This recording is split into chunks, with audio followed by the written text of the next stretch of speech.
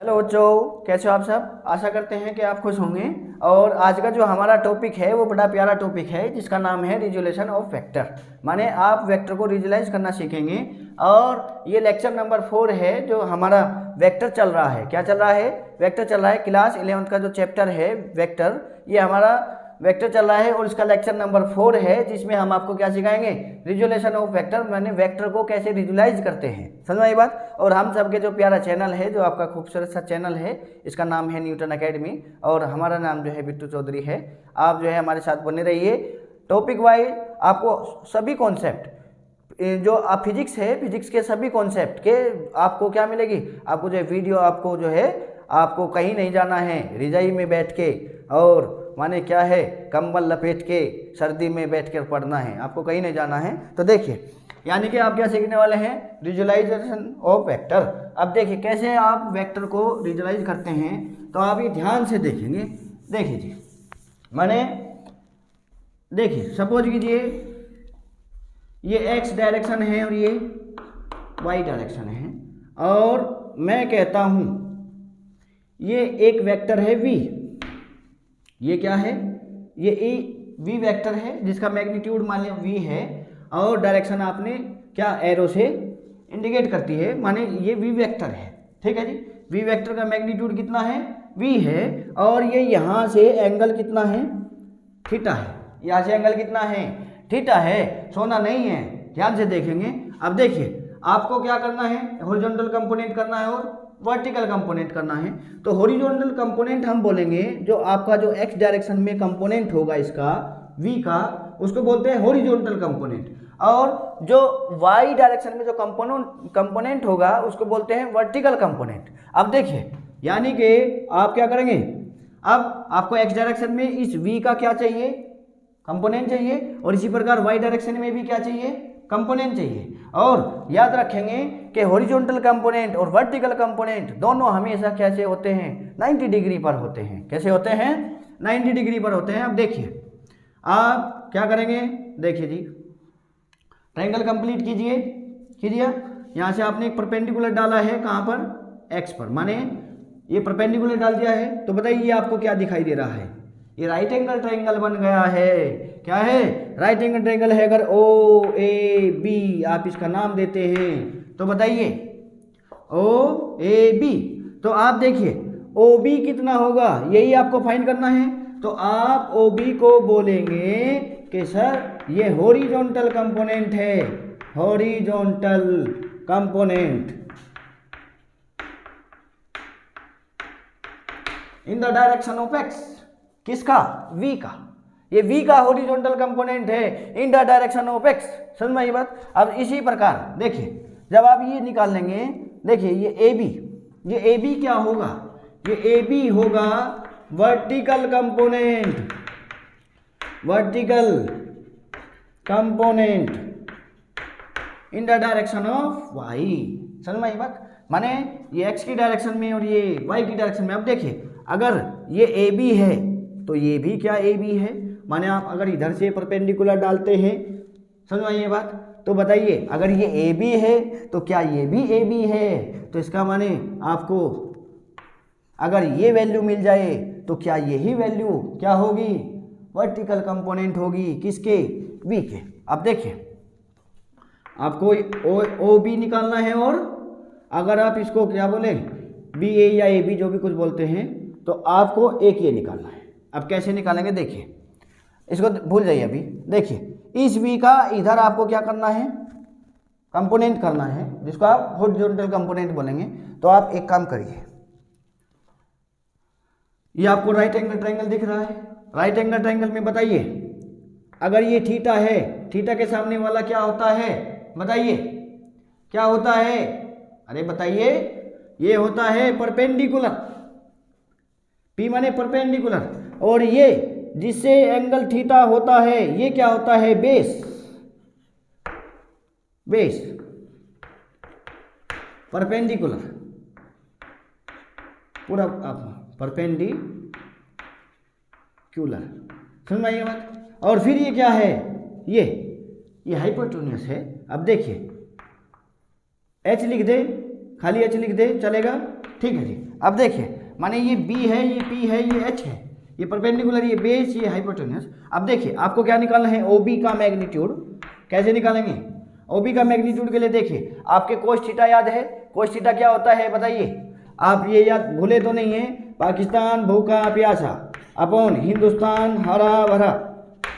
देखिए ये क्या होता है, ये कोस थीटा होता है, माने बेस अपॉन हाइपोटेन्यूस। तो इसका माने आप कोस थीटा को लिख देंगे, कोस थीटा इक्वल हो जाएगा b by h, b by h. B की वैल्यू कितनी है, बी माने बेस कितनी है, ओ बी है, लिख दीजिए O B upon h, h की वैल्यू कितनी है, एच माने हाइपोटेन्यूस कितना है, वी है।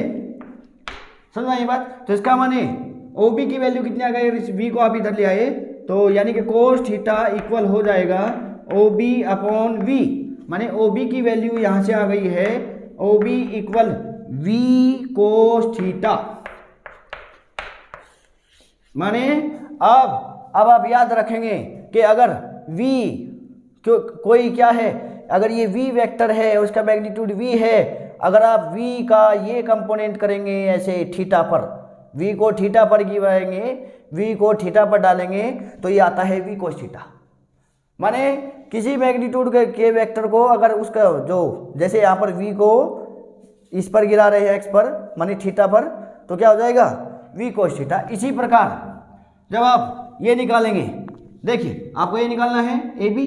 अब ए बी के लिए देखिए जी ए बी के लिए कैसे करेंगे, आप जानते हैं, क्या जानते हैं कि P बाई एच होता है साइन थीटा, माने sine theta equal P by H, P माने परपेंडिकुलर, H माने हाइपोटेन्यूस।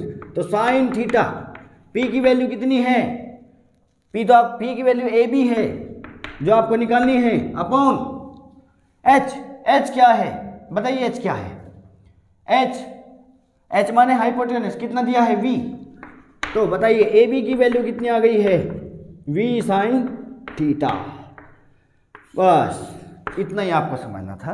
माने ये कि इसकी वैल्यू कितनी आई है V साइन थीटा, और इसकी वैल्यू कितनी आई है B कोस थीटा, माने V कोस थीटा, ये V साइन थीटा। अब देखिए आप कैसे करेंगे, अगर ये V साइन थीटा है तो ये भी क्या है, ये भी V साइन थीटा है। अरे इक्वल है कि नहीं। अब इसको थोड़ा जो है हम एक बार रब कर देते हैं, फिर आपको क्या करेंगे, इसका जो है एक जगह सिस्टमाइज कर देंगे। अब देखिए इसको नोट कर लीजिए, आपके अगर समझ में आ रहा है नोट कर लीजिए। फिर जो है इसका हम हर बार आपको ऐसा नहीं करना है, हर बार क्या करना है, ऐसे नहीं करना है, आपको डायरेक्ट आंसर लिखना है। कैसे, देखिए आपने क्या किया है, ये V है कि नहीं, और इस V का ये कंपोनेंट अगर ये एंगल थीटा है तो बताइए क्या हो जाएगा, जब V थीटा पर जाएगा, V थीटा पर जाएगा तो V कोस थीटा। अगर देखिए हम आपको बता देते हैं, अगर V थीटा पर गिरेगा तो V जो है खासता हुआ निकलेगा, V खास थीटा। देखिए V खास थीटा, समझ में आई बात, V खास थीटा माने खासेगा खास थीटा, यानी कि V अगर थीटा पर गिरता है तो V cos थीटा, और जो ये इससे 90 डिग्री पर, इसे 90 डिग्री पर, देखिए 90 डिग्री पर ये क्या हो जाएगा V साइन थीटा, जिसको क्या बोलेंगे कि ये V sine theta, V perpendicular है माने वर्टिकल कंपोनेंट है, और ये हॉरिजॉन्टल कंपोनेंट है, H माने हॉरिजॉन्टल और P माने परपेंडिकुलर। माने क्या बताइए, हॉरिजॉन्टल कंपोनेंट और वर्टिकल कंपोनेंट, खाली वर्टिकल ऐसे ही लिख दीजिए, ऐसे आपको कोई जरूरत नहीं है। माने जब V कोस थीटा पर, V थीटा पर गिरता है तो V खासता हुआ निकलता है, खासता माने खास थीटा। इसी प्रकार V कोस थीटा से 90 डिग्री पर, V कोस थीटा से 90 डिग्री पर क्या होगा, V साइन थीटा। अब देखिए आ रही है समझ में बात। इसी प्रकार आप जो है क्या कर सकते हैं, देखिए सपोज कीजिए, जरूरी नहीं कि एंगल हमेशा आपको एक्स से दिया जाए, इधर से दे सकते हैं वाई और एक्स। अब देखिए कैसे आप इसके कंपोनेंट करते हैं, हम आपको कंपोनेंट करना सिखा रहे हैं। ये मान लीजिए ए है, ये क्या है, ए है। अब पहले वी दिया था, अब की बार दे दिया है मैग्नीट्यूड, जरूरी नहीं है कि हर बार आपको वी देंगे। तो इसका माने जब ए थीटा पर जाएगा, ए क्या कर जाएगा, ए थीटा पर जाएगा तो क्या होगा, खोस था निकला खोस थीटा, तो ये क्या हो जाएगा, ए बी माने ए कोस थीटा, और इसी से 90 डिग्री पर जो ये आपने कंपोनेंट क्या है हॉरिजॉन्टल कंपोनेंट, इसी से 90 डिग्री पर बताइए क्या होगा, ए साइन थीटा। समझ में आई है बात दिमाग में आ रही है आपके, क्लियर हो गई है। अब देखिए सपोज कीजिए आपको जो है और समझाते हैं हम, ऐसे नहीं बात बनेगी, एक दो क्वेश्चन और कराएंगे, हिम्मत नहीं आ रही है बिल्कुल भी। तो देखिए कैसे, सपोज कीजिए आपको जो है क्वेश्चन दिया है कि ये कितना है, ये सपोज कीजिए 20 मीटर, कितना है 20 मीटर, ठीक है जी। और इस 20 का आपको क्या करना है, इस एंगल से, ये एंगल सपोज कीजिए 37 है, कितना है 37, और इस 37 एंगल पर जो ये 20 मीटर है, इसका नाम दे लीजिए कुछ, मान लिया ये ए वेक्टर का मैग्नीट्यूड है कि नहीं। और आपको इस ए वेक्टर के मैग्नीट्यूड का क्या निकालना है, हॉरिजॉन्टल कंपोनेंट और वर्टिकल कंपोनेंट, या ये कह लीजिए कि एक तो कंपोनेंट एक्स डायरेक्शन में, एक कंपोनेंट वाई डायरेक्शन में, ये आपको फाइंड करने हैं। एक्स डायरेक्शन में जो कंपोनेंट होता है उसे बोलते हैं हॉरिजॉन्टल कंपोनेंट, और जो वाई डायरेक्शन में कंपोनेंट होता है उसे बोलते हैं वर्टिकल कंपोनेंट। समझ में आई बात। अब देखिए तो माने जो ये कंपोनेंट होगा, ये वाला देखो, ये वाला यहाँ से तक है कि नहीं, ये यहाँ तक, ये क्या होगा, ये वर्टिकल हॉरिजॉन्टल कंपोनेंट होगा। माने अब देखिए 20 जब 37 पर गिरेगा माने थीटा पर जाएगा, थीटा की जगह आपके पास 37 डिग्री है, माने 20 जब थीटा पर गिरेगा तो क्या होगा 20 cos थीटा, माने 20 cos थीटा, थीटा की जगह कितना है 37 डिग्री, है कि नहीं। माने ये कितना हो जाएगा 20 cos 37 डिग्री, और इसी से 90 डिग्री पर, इसी से इसको बीच में रखेंगे, ऐसे नहीं, अगर 90 इधर कर देंगे, नहीं इसको बीच में रखेंगे ऐसे, इसको बीच में, जो ही बीच में आ जाए हॉरिजॉन्टल और वर्टिकल के बीच में। अब देखिए तो कैसे आएगा बीच में, इसी से 90 डिग्री पर, तो इसका माने ये जो कंपोनेंट होगा, ये जो कंपोनेंट होगा ये क्या होगा 20 साइन थीटा, थीटा की जगह कितना है 37 डिग्री। अब आप क्या कर लीजिए, अब आप इनको सोल्व कर लीजिए। आप जानते हैं 20 cos 37 की वैल्यू कितनी होती है रे बाबू, हमने बताया था कि ट्राइंगल होता है, और अगर यहाँ पर 37 होता है तो 37 के सामने वाला कितना होता है 3 होता है, और ये 4 होता है, ये 5 होता है। अब बताइए आपको निकालिए कोस क्या होता है, अभी बताया था, बताइए क्या होता है, कोस होता है, बताइए base upon height, base upon, बताइए, अरे देख लीजिए, ये भी नहीं पता है, बेस अपॉन हाइपोटेन्यूज। आप देखिए बेस कितना है 4 है, हाइपोटेन्यूज 5 है, तो माने कोस 37 कितना हो जाएगा, बेस अपॉन हाइपोटेन्यूज से बेस कितना है, बेस कितना दिया है आपको, माने कोस 37 की वैल्यू दिया नहीं है, यहाँ पर डायरेक्ट रखेंगे, कोस 37 की वैल्यू हो जाएगी कितनी, देखिए यहाँ पर 4/5, 4/5, 5 4 जा 20, 22, माने 5 4 जा 20 और 4 4 जा 16, ये कितना देगा 16 मीटर, 16 मीटर। इसी प्रकार आपको इसको निकाल लीजिए 20 साइन 37, साइन 37, देखिए 37 माने साइन 37 p/h, p माने परपेंडिकुलर कितना है 3, h कितना है 5, तो 3/5, तो 3/5, 5 4 जा और 4 3 जा 12 मीटर, माने ये वैल्यू कितनी है 12, और ये यहाँ तक की लेंथ कितनी है 16। समझ में आई है बात। आशा करते हैं कि आपके समझ में आ रहा होगा, नहीं आया है तो डरने की कोई आवश्यकता नहीं है, फिर से हम आपको दोबारा से सिखाएंगे, आपको घबराना नहीं है, फिर से एक बार फिर देखिए कैसे आप जो है कैसे करते हैं, एक बार फिर से समझेंगे। सपोज कीजिए ये यहाँ पर जो है आपको दिया है, आपकी बार वेक्टर कहाँ पर दिया है यहाँ पर, और ये सपोज कीजिए ये ए वेक्टर है, और इस ए वेक्टर का जो मैग्नीट्यूड है, डायरेक्शन हमने एरो से दिखा दी है, डायरेक्शन माने इधर है, और ये कितना है 20 मीटर है, कितना है 20 मीटर प्रति, माने 20 मीटर है। अब बताइए और ये एंगल सपोज कीजिए आपको दिया है कितना, ये एंगल दिया है आपकी बार 53। अब बताइए आपको क्या करने हैं, कंपोनेंट करने हैं। तो एक तो कंपोनेंट ये हो जाएगा 50, माने जब ये 53 डिग्री पर गिरेगा तो ये क्या होगा, ये खासता हुआ निकलेगा। खासता हुआ माने 20 खास 53 है कि नहीं। तो बताइए 20 cos 53 की वैल्यू कितनी होती है, 3/5। कितनी होती है, 3/5। हमने बताया था आपको cos 53 sin 53, cos 37 sin 37, value नहीं बोलनी है। आप ये ट्रायंगल याद रखेंगे कि 37 है तो ये 3 होता है, ये 4 होता है, ये 5 होता है। और इसी प्रकार अगर ये 53 है तो ये 4 होता है और ये 5 होता है और ये 3 होता है। इसे आप जो है वैल्यू निकाल सकते हैं। ठीक है जी।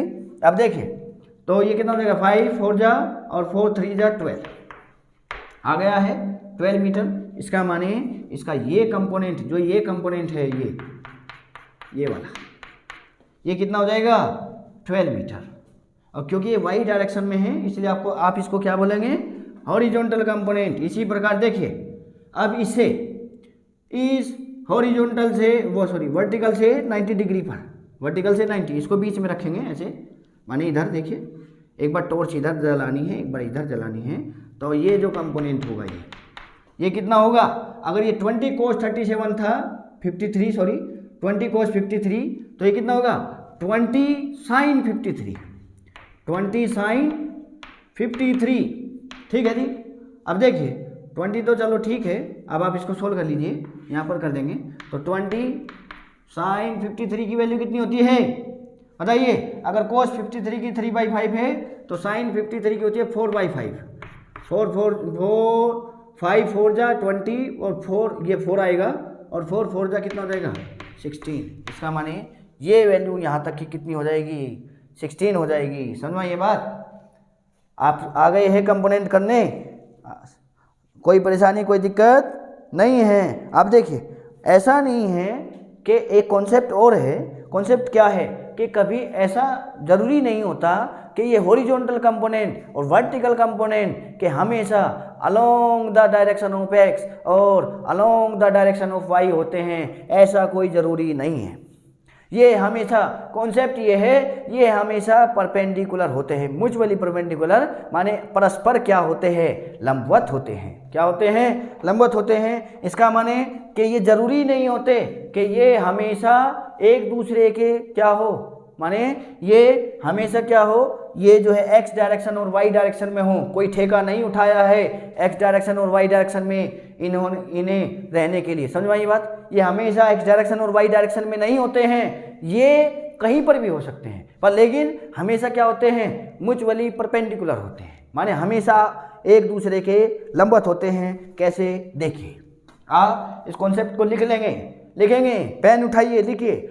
जरूरी नहीं है कि वर्टिकल कंपोनेंट और हॉरिजॉन्टल कंपोनेंट क्या हो, in the direction of x और in the direction of y हो, ऐसा कोई ज़रूरी नहीं है।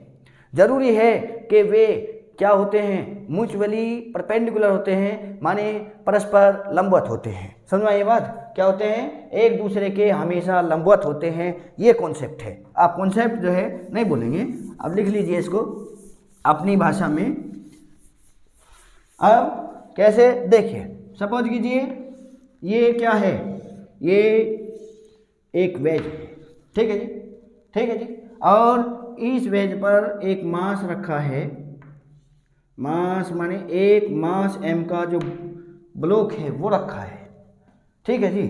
अब बताइए, और सपोज कीजिए ये आपको एंगल दिया गया है थीटा। कितना दिया गया है, थीटा। थीटा थीटा को काट डालने का माने आपको क्या दिया है, थीटा दिया है। अब आपको क्या करना है, आपको जो है आप जानते हैं भार, जानते हैं आप भार क्या होता है, mg। भार क्या होता है, mg। मास को ग्रेविटेशनल जो एक्सीलरेशन है, माने एक्सीलरेशन ड्यू टू ग्रेविटी है, उसे मल्टीप्लाई करा दीजिए, क्या आ जाता है, भार आ जाता है। भार माने mg आ जाता है, और mg माने क्या आ जाता है, वेट आ जाता है। समझ में ये बात। माने भार या वेट, भार या वेट क्या होता है, mg होता है।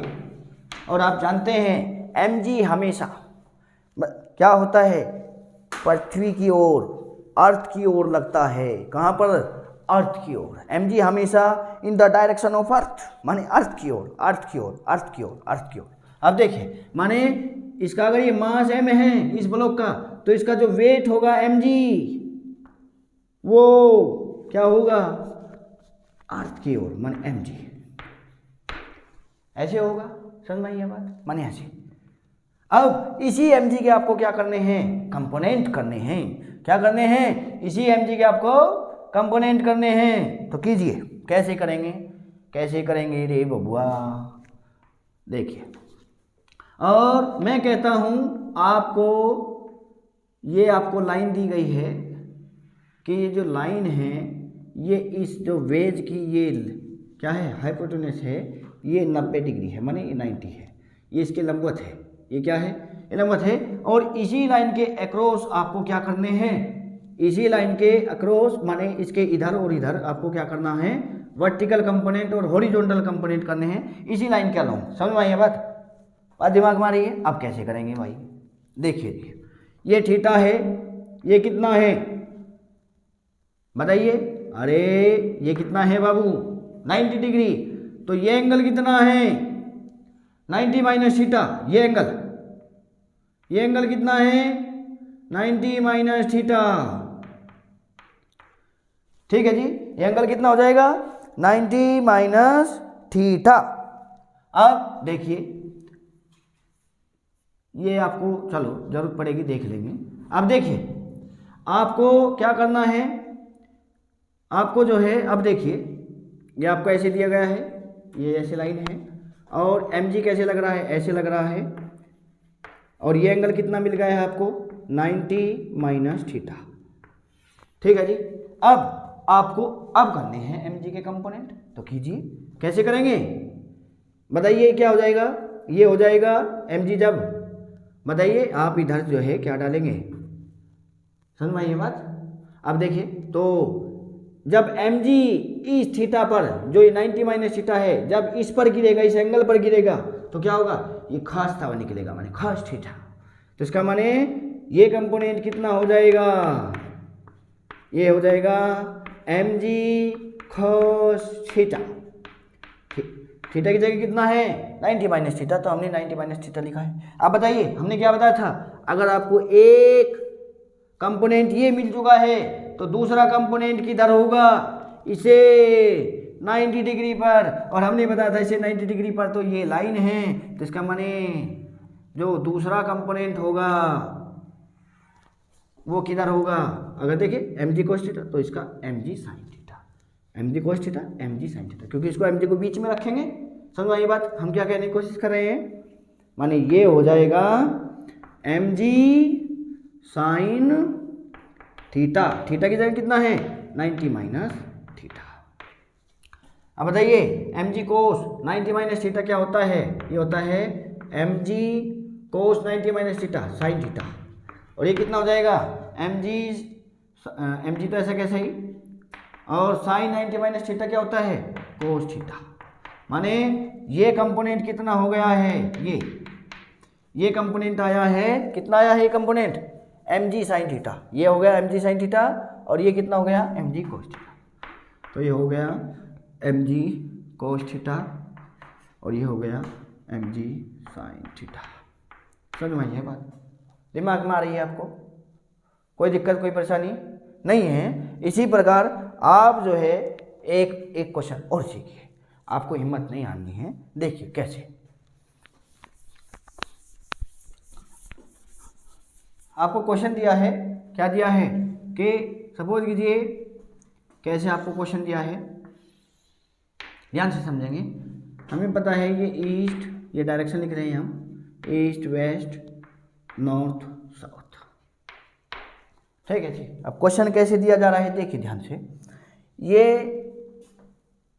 एक वेक्टर है, सपोज कीजिए, या वेक्टर है, कुछ भी आप देखिए, वेक्टर है, और ये वेक्टर जो है नॉर्थ वेस्ट डायरेक्शन में है, किसमें, नॉर्थ वेस्ट। माने जो ए वेक्टर है, ए वेक्टर, इसके ऊपर वेक्टर नहीं लगाएंगे क्योंकि हमने जो है डायरेक्शन शो कर दी है, डायरेक्शन इधर है, समझ में ये बात, खाली मैग्नीट्यूड लिख सकते हैं ए। इसका माने जो ए वेक्टर है, ए वेक्टर की जो डायरेक्शन है वो नॉर्थ वेस्ट है, समझ में ये बात, north west, north west, north west का माने ये एंगल कितना हो जाएगा फिर 50 डिग्री, माने ये बीच में है, नॉर्थ वेस्ट, नॉर्थ वेस्ट माने बीच में, नॉर्थ वेस्ट के बीच में। अगर हम कहते हैं नॉर्थ ईस्ट तो माने नॉर्थ ईस्ट के बीच में, समझ में आई बात। अब देखिए, और यहाँ से एक बाउंड्री लाइन है, क्या है, एक बाउंड्री लाइन है, और ये बाउंड्री लाइन जो है सपोज कीजिए यहाँ से वेस्ट से 15 डिग्री पर है, कितना है 15 डिग्री पर है, समझ में आई बात, क्वेश्चन समझ रहे हैं आप। और अब आपको क्वेश्चन बोला गया है कि आप जो है क्या कीजिए, इस बाउंड्री लाइन के अलोंग कंपोनेंट याद कीजिए, बाउंड्री लाइन के अलोंग और बाउंड्री लाइन के परपेंडिकुलर, बाउंड्री लाइन के अलोंग और बाउंड्री लाइन के परपेंडिकुलर, माने ये जो बाउंड्री लाइन है, ये बाउंड्री लाइन है, कुछ भी आप बोल सकते हैं इसको, बाउंड्री लाइन, इस बाउंड्री लाइन के अलोंग आपको बाउंड्री लाइन के अलोंग एंड बाउंड्री लाइन के परपेंडिकुलर डायरेक्शन में आपको क्या निकालना है, आपको जो है वेक्टर ए के कंपोनेंट फाइंड करने हैं, ये आपको क्वेश्चन है, फाइंड करने हैं, ठीक है जी। अपनी लैंग्वेज में लिख लीजिए जैसे भी आप लिखना चाहिए क्वेश्चन को, समझ में ये बात। माने इस बाउंड्री लाइन के अलोंग और इसे लंबवत माने वर्टिकल माने परपेंडिकुलर आपको क्या निकालना है, वेक्टर ए का कंपोनेंट निकालना है। तो देखिए इसके अलोंग निकालना है, जब इसके अलोंग आप निकालेंगे तो क्या चाहिए, वेक्टर ए से इसके बीच का एंगल, तो ये क्या है 50, ये क्या है 45, 15 45 कितना हो गया 60, इसका माने ये एंगल कितना है 60 डिग्री, टोटल एंगल कितना होगा भाई, देखिए 45 ये 15 ये, तो कितना टोटल कितना 60, तो माने ये हो गया 60 डिग्री। तो जब ए 60 पर गिरेगा इसके अलोंग बाउंड्री लाइन के अलोंग, माने जब ऐसे आएगा बाउंड्री लाइन पर गिरेगा तो क्या हो जाएगा ए cos 60, बताया था कि नहीं हमने, खासता हुआ निकलता है। और इसी के लंबवत, इसी के लंबवत, लंबवत माने 90 डिग्री पर, तो 45 15 कितना हो गया 60, बचा कितना है आगे 30, तो बताइए 14 ये 45 ये और 30 और देखिए 60 हो गया, और 60 में कितना चाहिए हमें, और 30 चाहिए, तभी तो क्या होगा परपेंडिकुलर होगा, माने इसके परपेंडिकुलर। अब जाइए देखिए, तो इसका माने जो दूसरा कंपोनेंट होगा ए का, जो ए साइन क्या होगा ए साइन 60 डिग्री, और ये एंगल कितना होगा फिर देखिए 15 45 60, तो ये कितना 30 डिग्री, समझ में आई बात। तो माने ये कितना होगा ए साइन 60 डिग्री, समझ में आई बात। तो माने एक कंपोनेंट आया है ए साइन 60 और एक कंपोनेंट आया है ए cos 60, समझ में आ रही है आपके बात। तो ए cos 60 की वैल्यू रख लीजिए और साइन 60 की वैल्यू रख लीजिए। हमको तो ये समझाना था कि आप जो है कैसे किसी भी लाइन के अलोंग और उसके परपेंडिकुलर आप जो है क्या कर सकते हैं, कंपोनेंट फाइंड कर सकते हैं, समझ में ये बात। तो कॉन्सेप्ट ये है कि ज़रूरी नहीं है कि कंपोनेंट हमेशा in the direction of x और कंपोनेंट हमेशा in the direction of y हो, ऐसा कोई ज़रूरी नहीं है। ज़रूरी है कि वर्टिकल कंपोनेंट और कौन सा हॉरिजॉन्टल कंपोनेंट के बीच में हमेशा एंगल होता है 90 डिग्री, कितना होता है 90 डिग्री एंगल होता है, ये आपको नहीं बोलना है। तो ये हमने आपको क्या सिखाया है, आज का हमारा टॉपिक क्या था, रिजोल्यूशन ऑफ ए वेक्टर, माने एक वेक्टर को आप कैसे विजुलाइज कर सकते हैं, कैसे कंपोनेंट में ब्रेक कर सकते हैं। तो ये आशा करते हैं कि आपके समझ में आ गया होगा और अब आप इसके अच्छे क्वेश्चन कर सकते हैं, और आपको जब आगे हम कंपोनेंट करेंगे आपको कोई दिक्कत नहीं आएगी, ये हम समझ सकते हैं, ठीक है जी। तो आप ध्यान से समझेंगे और इसके लेक्चर के जो आपने ये क्वेश्चन किए हैं इसको जो है अपनी कॉपी में नोट कर लेंगे, ठीक है जी। और ये हम सबका जो खूबसूरत सा चैनल न्यूटन एकेडमी, ये आपके लिए प्रयास में लगा हुआ है। हम कोशिश कर रहे हैं लगातार कि हम आपके लिए कुछ अच्छा कर सकें। और देखिए, अच्छा करने में हमेशा समय लगता है, जो अच्छी बातें होती है उसको सीखने में समय लगता है। तो हम भी सीखने की ऐसा नहीं है कि हम केवल आपको सिखा रहे हैं, हम भी कोशिश कर रहे हैं कि हर लेक्चर में आपको अच्छे से अच्छा कंटेंट प्रोवाइड किया जा सके। तो आप ध्यान से समझेंगे और हमारा जो है सहयोग करेंगे, ठीक है जी।